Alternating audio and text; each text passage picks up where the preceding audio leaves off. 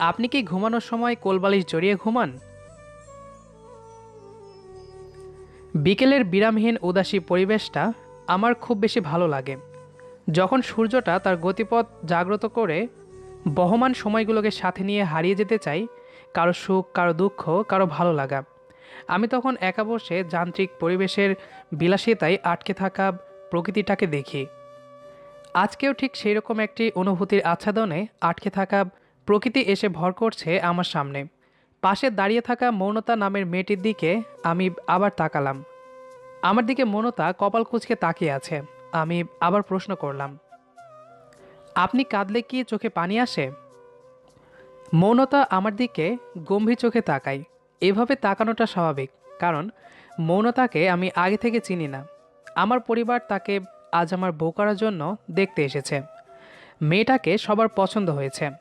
যখন আমাকে সবাই জিজ্ঞেস করে, মেয়েটাকে কি তোর পছন্দ হয়েছে, আমি একবার মৌনতার দিকে তাকাই।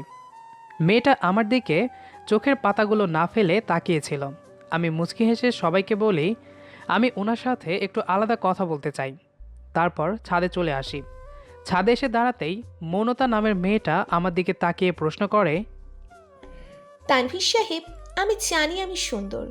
আমাকে আপনার অপছন্দ হওয়ার কথা না। আমার মতো সুন্দরী মেয়ে এই অবধি কটা ছেলের সাথে প্রেম করেছি তা জানতে চান, তাই না? আমি মৌনতার দিকে তাকিয়ে মুচকি হাসি। ছাদের ধার ঘেঁষে দাঁড়াই। বিকেলের নরম রোদ মৌনতার মুখে এসে পড়ে। আমি ওর দিকে তাকিয়ে বলি, আপনি কি ঘুমানোর সময় কোলবালিশ জড়িয়ে ঘুমান? প্রশ্নটা শুনে মৌনতা আমার দিকে অনেকক্ষণ তাকিয়ে থাকে। এমন প্রশ্ন আমি করব সে হয়তো ভাবেনি। মৌনতা বলল, কেন? কোলবালিশ জড়িয়ে ধরে ঘুমানো মেয়েগুলো একটু আহ্লাদি হয়। স্বামীকে জড়িয়ে ধরে ঘুমাতে ভালোবাসে। রোমান্টিক, আবার ঝগড়াটেও হয়। অলস হয়ে থাকে। মৌনতা চিল্লিয়ে হেসে ওঠে। আমি ওর দিকে ঘাড় ঘুরিয়ে তাকিয়ে আছি। মেয়েটার একটার দাঁত একটু বাঁকা। ঠিক এ কারণেই তাকে আরও বেশি সহদিকতার আড়ালে উপচে পড়া সোনালি রাঙ্গা রৌদ্রভীরু লাগছে। মৌনতা বলল, আপনাকে এসব কে বলেছে শুনি? কেউ বলেনি, নিজেই আবিষ্কার করেছি, তবে প্রমাণিত। মৌনতা চুপ হয়ে যায়, তবে মুখে তখনও মুচকি হাসি লেগে আছে তার। আমি আর চোখে মৌনতার দিকে তাকাই। বিকেলে সোনালি রাঙ্গা রোদ্দুরের রং ওর মুখে এসে পড়ছে। তখন তাকে আরও বেশি বিষাদহীন, বিভরীয়, মায়াবী লাগছে। তা কি সে জানে? হয়তো জানে, তা না হলে নিজেকে সুন্দরী বলে দাবি করত না। অবশ্য পৃথিবীর সব মেয়েরাই সুন্দরী হয়ে থাকে। বিশেষ করে শ্যামবর্ণ ও কালো মেয়েরা বেশি সুন্দরী হয়। শ্যামবর্ণের মেয়েদের নাক আর ঠোঁট সুন্দর হয়ে থাকে, তাদের হাসিও সুন্দর হয়। কালো মেয়েদের চোখ, চোখের ভ্রু আর শব্দহীন মুচকি হাসি অনেক বেশি সুন্দর হয়ে থাকে, যা ফর্সা মেয়েদের হয় না। তো মিস্টার তানভীর সাহেব, কাতলি চোখ দিয়ে পানি আসে নাকি? এটা আবার কেমন প্রশ্ন? আজব প্রশ্ন। তবে যাদের কাঁদলে চোখ দিয়ে পানি আসে তারা খুব বেশি রাগী হয়, তবে তারা অনেক ভালো হয়ে থাকে। আর যারা নীরবে কাঁদে, মানে পানি আসে না, তারা চুপচাপ স্বভাবের হয়ে থাকে। কষ্ট সহ্য করার এক অসাধারণ ক্ষমতা থাকে তাদের। আমি মৌনতার দিকে তাকালাম। ও সামনের দিকে তাকিয়ে আছে। লাল রাঙা সূর্যের আলো ওর ঠিক মুখের ওপরে এসে আলো ছড়াতে ব্যস্ত। প্রকৃতির অনেক কিছুই পারে অন্যের যে কোনো জিনিস ছুঁয়ে দিতে, যা আমি, আপনি বা অন্য কেউ চাইলেও পারি না। মেয়েদের মাথার চুল বাতাসের তারতম্যে প্রেয়সীর মুখ ছুঁয়ে যায়, আমরা চাইলেও কিন্তু ছুঁতে পারি না। হুট করে দক্ষিণা বাতাসের মোলায়েম পরশ মৌনতার গোছালো চুলগুলো অগোছালো করে হারিয়ে যেতে থাকে দূর, বহুদূর, চেনা প্রান্ত শেষে অচেনাকে আঁকড়ে ধরতে। মৌনতা তার চুলগুলো মুখের ওপর থেকে সরাতে লাগলো। ও লাল টুকটুকে মেহেদি রাঙ্গা গচ্ছিত হাত আমাকে হুট করে উদাসী করে তুলতে ব্যস্ত হয়ে যায়। মেয়েটা হেসে উঠল। আমি ওর হাসি পানে চেয়ে রইলাম। মেয়েটা দেখতে যথেষ্ট সুন্দর। গায়ের রং ফর্সা বলে তা নয়, এমনিতেই সে সুন্দর। আমার মতো রংচটা কালো ছেলেকে মৌনতা পছন্দ করবে কি না, এ ব্যাপারে ঘোর সন্দেহ আছে আমার। জানেন তানভীর সাহেব, আমি একজনকে খুব ভালোবাসতাম। মৌনতার কথা শুনে বুকটা কেমন যেন ধক করে উঠল। আমি ওর দিকে একবার তাকিয়ে অস্তে যাওয়া সূর্যের দিকে তাকালাম। বেশিক্ষণ তাকিয়ে থাকতে পারলাম না সেদিকে। সূর্যের আলো চোখ দিয়ে পানি বের করিয়ে ছাড়লো। আমি বললাম, ভালোবাসতেন মানে? বাঁচতাম, এখন বাসি না। জানেন তানভীর সাহেব, আমার খুব ইচ্ছে করে শান্ত নদীর পাড়ে বসে প্রিয় মানুষটার কাঁধে মাথা রেখে বাচ্চাদের নাম ঠিক করি। যখন নদীর কিনার বেয়ে নৌকা চলবে, আমরা দুজনে নৌকোতে উঠব, পা ভেজাবো নদীর সিক্ত জলে। সে আমার গায়ে পানি ছিটিয়ে দেবে, আমি রাগ করব, সে রাগ ভাঙাবে, আমাকে খুব ভালোবাসবে। আমার ইচ্ছে ঘড়ির নাটাইহীন সুতোর পরিমাণ অনেক বেশি, বলতে পারেন পাগলামও সেসব।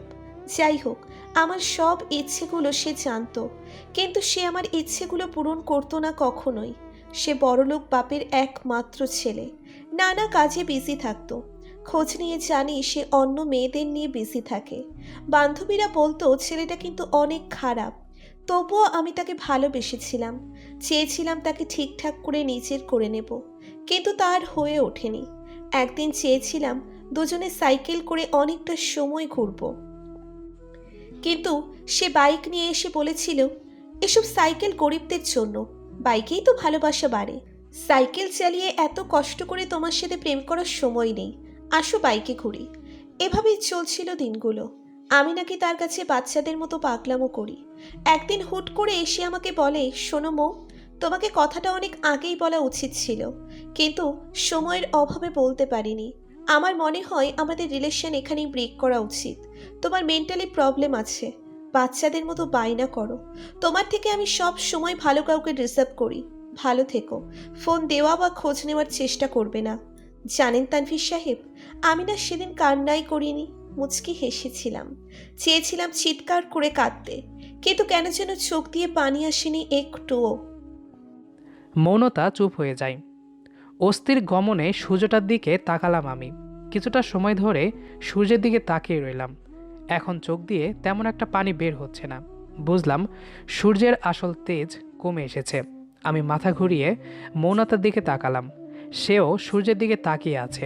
আমি বললাম, আপনাকে সে ভালোই বাসেনি, আপনাকে নিয়ে সময়গুলো সে পার করেছে। হুম। তো মিস মৌনতা, আমাকে আপনার পছন্দ হয়েছে? হওয়ার কথা না, আপনি সুন্দরী। আমার মতো রংচটা ছেলে আপনার পাশে মানাবে না। তবে যদি সুযোগ দেন, আপনার ইচ্ছেগুলো পূরণ করার দায়িত্ব নিতে পারি। আপনি না চাইলে বিয়ে হবে না। আমি নিজেই বলবো আপনি আমার থেকে আরও ভালো কাউকে ডিজার্ভ করেন। ম্যাচিওর মেয়েরা স্মার্ট বা সুন্দর ছেলেদের ভালোবাসতে চায় না, তারা চায় আসল ভালোবাসার মানুষটাকে, যে তার ইচ্ছেগুলো পূরণ করবে, খুব করে তাকে ভালোবাসবে। আপনার ইচ্ছেগুলো পূরণ করার অধিকার আমার নেই, আর অধিকার ব্যতীত কোনো কাজ ঠিক জমে না। যদি আপনার ইচ্ছেগুলো পূরণ করার অধিকার দেন তাহলে, যাই হোক, আমি মনে হয় আপনার দিক থেকে রিজেক্টেড। আপনি কেন আমার মতো একটা ছেলেকে পছন্দ করবেন? আচ্ছা, আসি। আর দাঁড়ালাম না, সোজা মৌনতাদের বাড়ি থেকে চলে আসি নিজ গন্তব্যে। আমাদের বাড়ির সবাই জানতে চেয়েছিল মেয়ে পছন্দ হয়েছে কিনা। আমি কোনো উত্তর দেইনি। সপ্তাহখানিক পর সন্ধ্যায় ল্যাপটপ নিয়ে বসে অফিসের কাজ করছি, এমন সময় ফোন বেজে ওঠে। তাকিয়ে দেখি অপরিচিত নাম্বার। রিসিভ করলাম। ওপাশ থেকে বলে, আপনি তানভীর বলছেন? হুম। আ আমি মৌনতা, বাবার থেকে আপনার নাম্বার নিয়েছি। মৌনতা চুপ হয়ে যায়।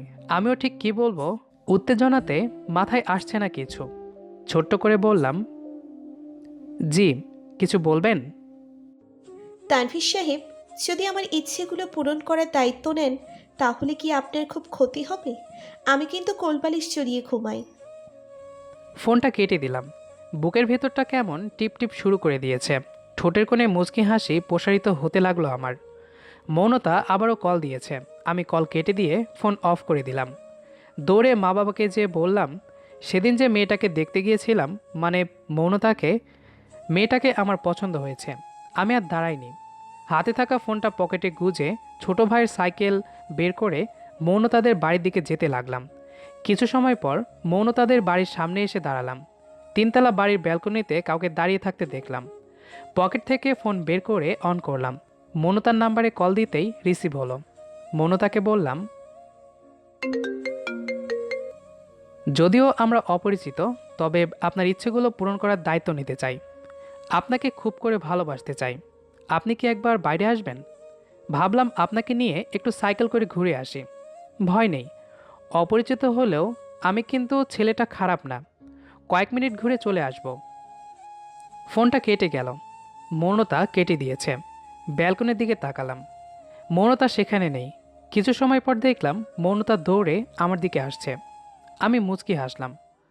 অনুধাবন করলাম প্রশান্তির এক আলোকছোঁয়াটা জীবনটাকে অন্যদিকে নিয়ে যাচ্ছে। মৌনতা এসে কোনো কথা না বলে আমার সাইকেলের সামনে উঠে বসল। আমি কিছুক্ষণ থেমে থেকে সাইকেল চালাতে থাকি। কেউ কোনো কথা বলছি না। সাইকেলের স্পিড বাড়তে থাকে। মৌনতার খোলা চুলগুলো বাতাসে উড়ে আমার মুখের উপর এসে পড়ছে। কালো রঙের রেশমি চুলের পাগল কলা ঘ্রাণ আমাকে যেন আরও বেশি বিধ্বস্ত করে দিতে চাচ্ছে প্রেয়সীর জন্য। মাঝে মাঝে আমি চোখ বন্ধ করে চুলের ঘ্রাণ নিচ্ছি আর সাইকেল চালাচ্ছি। মনে মনে বললাম, আজ থেমে যাক সময়, হারিয়ে যাব যেখানে সেখানে। ভালোবেসে থাকতে চাই তোমার মাঝে অদরব বহপানে। Loves will keeps us alive, loves never die, loves make a believe. আমাদের আজকের গল্পটি আপনার কাছে কেমন লেগেছে সেটি অবশ্যই কমেন্ট করে জানাবেন। দেখা হবে আবারও নতুন কোনো গল্প নিয়ে। সেই পর্যন্ত আমাদের সাথেই থাকবেন। আর হ্যাঁ, গল্পটি যদি ভালো লেগে থাকে তাহলে অবশ্যই আপনার বন্ধুদের সাথে শেয়ার করবেন। ধন্যবাদ সবাইকে।